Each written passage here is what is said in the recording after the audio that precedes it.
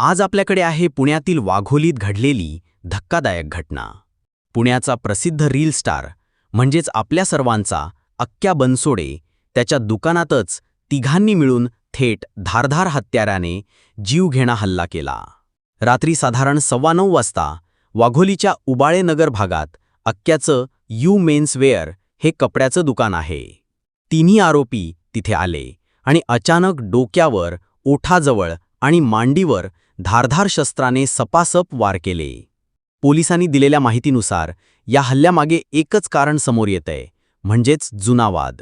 आणि लक्षात ठेवा, हा वाद कुणासोबत? ते म्हणजे सिद्ध्या वाघमारे.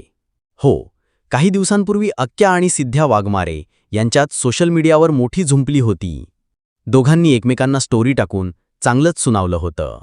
आता हा हल्ला त्या वादातूनच घडला का? किंवा यामागे अजून काही मोठं गुपित आहे? हे पोलीस तपासात लवकरच उघड होईल. आरोपी अनिकेत वानखेडे, प्रवीण माने आणि एक अल्पवयीन मुलगा पोलिसांच्या ताब्यात आहेत. त्यांच्यावर थेट हत्येचा प्रयत्न म्हणजेच IPC 307 अंतर्गत गुन्हा दाखल करण्यात आलाय. सध्या अक्क्या रुग्णालयात आहे. त्याच्यावर उपचार सुरू आहेत. स्थिती गंभीर असल्याचं सांगितलं जातंय. मित्रांनो, सोशल मीडियावर लाखो फॉलोअर्स असलेला स्टार असला तरी रिअल लाईफमध्ये जुने हिशेब कसे चुकता होतात हे आपल्याला पुन्हा एकदा दिसून आलं.